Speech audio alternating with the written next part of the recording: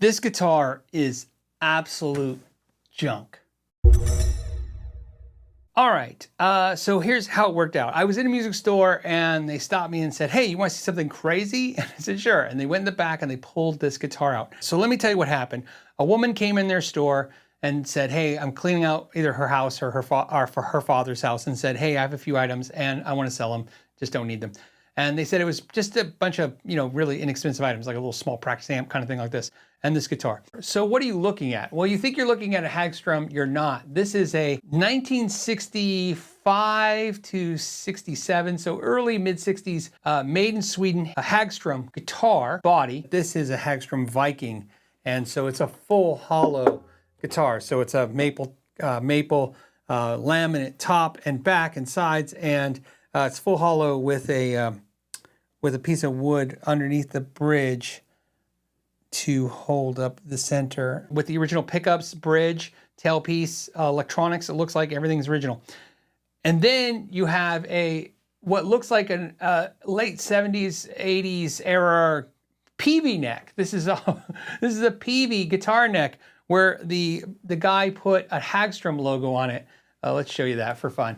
There you go, look at that. Obviously it's a Hagstrom badge and he put it on there. He sanded off the PV logo, which you can see where he sanded it off. Okay, so what did he do? He had a neck and he had a guitar. Maybe he broke the neck to his main playing guitar. Whatever it was, he had to make this work. Okay, so the first thing I want to talk about is the neck itself. The neck is a 24 3/4 neck. Okay, we'll verify that right now just to make sure. And looking at here, this is exactly 24 3/4 scale length neck. Looking at that, so you're looking, this is the long scale, that's the short scale side. Now, if we measure from the inside of the nut to the bridge, we're gonna come out about 24 3/4. If you look closer, you'll see he really ground down this neck right here. You can see where he shaved off all this material. That's why the fret is pretty much at the edge. And you can see the discolor, where it discolors where he ground off the lacquer. Just to make sure, the body is definitely nitro lacquer. It greens out, and so is the neck. The neck is greening out as well. I know it's hard for you to see, but I'm just letting you guys know. So what he did was he shaved the neck down and stuck in the slot. So what does that do? Well, it's not a big deal. Checking his intonation, the intonation's out in some spots, obviously. Here's the other issue. The other issue, if we go close, is you'll see these saddles really have a small amount of travel. Let's focus it on that. There you go. And you can see these, I have this full forward, but you can see it has very, very little travel right there, okay? So there's not a lot. The neck is slightly in the wrong spot. If you notice the big gaps right here, he literally shoved, I don't know if they're acoustic bridge saddles or pieces of binding. It's just pieces of plastic shoved in and glued in there on each side. But they're definitely in there, and there's definitely something holding them in there like glue. He just shoved it in there. This neck is, by the way, for the record, this neck is solid. I mean, it creaks, but trust me, it's solid. He put it in there really good. It is a bolt-on neck. And this is something important to mention. This is the original neck plate. In fact, this neck plate's worth $100. So this is original. In fact, it gives you an idea how I knew the guitar was old before I even looked it up. Was every screw on it is a flathead. The pickguard screws, the pickup adjustment screws. So obviously, predates when they were putting Phillips head screws in these guitars. He didn't relic that. These are wear marks, and more importantly, these are wear marks in a specific type of thing he was doing. He was obviously playing the E chord, the D, the A a lot. Obviously, he played the the G minor pentatonic right here. You can see where he was, doing it right here and just doing those bends, where in that spot right there. You could see where he was playing, and he heavily played this. He put divots in the frets. There's divots here in these frets. This person played this guitar.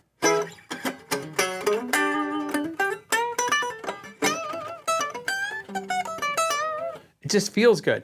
Now, his action was a little high, and he actually restrung the guitar incorrectly. So looking at the guitar, he had this one going this correct way, but these going the other way. So I went ahead and put some strings on it just to restring it, because I enjoyed playing it. In fact, I've been playing this guitar so much, I can't believe it. It's really loud and resonant. The neck feels broken in, almost feels like a relic neck. Anyways, the neck has very rounded edges. Funny enough, let's do a sock test because this is what a sock test should look like. Well, I'm assuming, just feeling the guitar, it's gonna look perfect. Let's go ahead and do the sock test. Looking at that, we have, there's a 5 out of 5 to this side. And again, 5 out of 5 and no spots here. Everything's just kind of been worked in and feels great. So it has a rounded fretboard edge, which has definitely been done by hand. And it's a funny time because you could tell this was obviously an interesting PB neck. One thing to share here is if you look at this PB neck, it's 2 pieces. In fact, let's go closer and look at it even closer. Look at that. So what you have is this is one piece of maple and this is one piece. The center is right down the center. Now, this is a multi-laminate neck, obviously, because it's 2 pieces, but not in the way we think of now where you have, you know, a 3-piece or a 5-piece or 7-piece neck. This is literally, well, in the same vein as those necks to save money, but this was definitely to save money. My guess is that, you know, you had a block of wood and they were cutting it out of one piece of, well, they would have been cutting it out of one piece of wood. Obviously, it'd have to be this thick from the thickest point, and then the width would have to be, the problem here is the width here. So using 2 boards, they could then create the headstock and create the neck. It's just about keeping the cost down. Obviously, this Hagstrom is known, obviously, even when they were made in Sweden, as being a more affordable guitar. You don't really see them in the States so much that time, but obviously he got his hands on one and made this Franken-Swede. Okay, I don't know if that's the right title yet. Sweevy? I don't know what you call it. Somebody name this guitar in the comments section, okay? Come on. This Franken-Swede guitar. Okay, and you can see here where he's obviously crushed it. It crushed right here. We'll get closer. Look at that. That's not just a crack. That's literally from the force of just shoving things in. Like, he was like, I'm making this guitar play. Like, he's like, I don't care. It's happening. This guy definitely predated Sesame Street and didn't understand the circle, hole, square peg concept. He's like, no, this goes together now. And here's what's great. He knew enough to put the guitar together because it functions, and he probably, I would guess, probably didn't have a tuner or he didn't have a precise enough tuner to understand that his intonation was out. And I say junk in a loving way. I'm in love with this guitar. I bought this guitar. So you guys know I paid $100 for it. I was like, I have to own it. They thought I was crazy at the store. They thought, like, what? And I'm like, I love it. I even sat and played everything I could in these wear spots to kind of work out where I think he played. Just to give you an idea how much I love this guitar is worth more in parts. Looking at this guitar, I would say these pickups are worth about $250 to $300. Backplate right there, because they don't make them anymore and it's vintage correct. This is probably worth $50 to $100. So I can get $300 for all this stuff and take my $100 and turn it into $3. I'm not gonna do that. I have no intention of ever dismantling this guitar. You can also see here where he obviously had to shove something in there to get the neck angle. See how he got the neck angle correct? So he knew to do that, or at least he worked it out through trial and error. And then right now, if you look here, when I play it, there's no dead frets until we get to about the 12th fret and only on the low string. So I'll start with the dead frets. Now, the part of that problem is that when I got this guitar, he had the action so high, it was ridiculous. Now, it was the neck had some relief in it, so it had a little bow, and it was about 3.5 millimeters high from the 12th fret. I now have it at 1.75. I really believe that if I were to take it to 2.5, those dead spots would work themselves out. Or I could pull this neck off if there's no glue in there, because I don't know if he glued anything. I'm almost afraid to mess with it.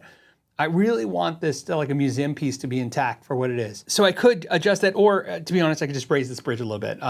So luckily the bridge is almost at the bottom. So I mean, going upwards is fine. The nut is plastic. I know because when I took off the strings, it literally broke in 2 pieces. I just glued it together with super glue and put it back in. He had the strings strung a strange way and I couldn't figure out why. So like here, see the string comes around here, comes around here. That's how he had it. But then this string went this way, and then these all went the opposite way. And at first I thought he was trying to align the string somehow. I figured out what he was doing. When I took the strings off, the nut obviously, I don't think I broke it. I think that it came in a second piece and it was just laying in there. It was moving, sliding around and moving. So I think what he did is he figured out how to restring it to put the nut back in place. Maybe he didn't know to glue it, or maybe he didn't want to glue it, but I've now glued the nut and it's fine. A little dot of super glue, and it's gonna work for a long time. That looks like a wave in the camera. It's not. That's a crack, just a big hairline crack from being played. This guitar has been well used. You can see the patina of all the bridge and the pickups. These little marks right here, that's the acid and the salt and his sweat that's corroded this bridge. You know, the things that we now pay for somebody to make it look like, this guy did it. By the way, if anyone knows, I'll give you the serial number. So it's 018599068. Anyone that's loves PVs and knows how the serial numbers work. Looking at it, I guess it would be an 85. I mean, I can't imagine it's a 1968 or a 59. So usually there's some combinations of numbers that work. So in my mind, 1985 makes sense, but I would love to know. Interesting story. These tuners, these Kluson style tuners, they're pretty bad, and they still function. Look at this. It's like a stick shift. Look at yeah, so you can first gear, second gear. Anyway, and like I said, it's functioning. The guitar is functioning. It's playing. Well, I don't know. Let you guys be the judge of it. Let's go and I'll play it for you, and then you guys can tell me what you think of the sounds.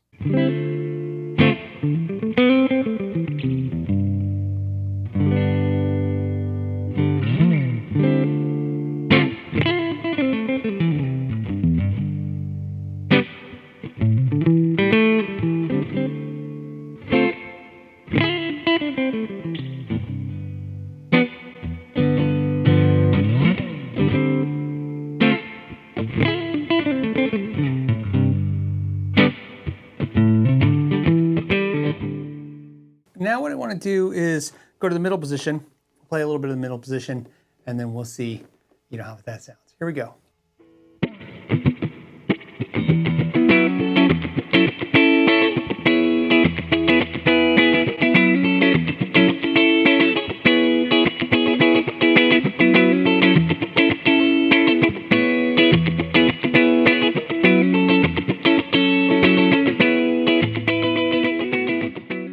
And now we'll go to the bridge and we'll see how that sounds. And let's just give it a play.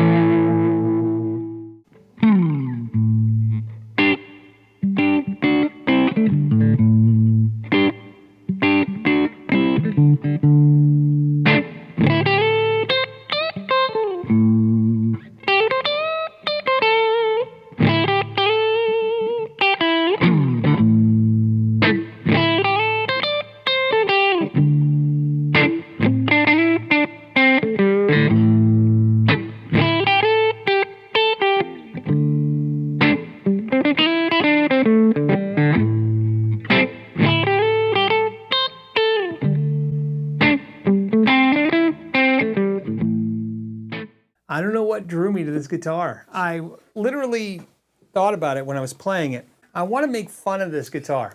I want to say, who sticks a PV neck on a Hagstrom body and then sticks a Hagstrom logo on it? And I know who.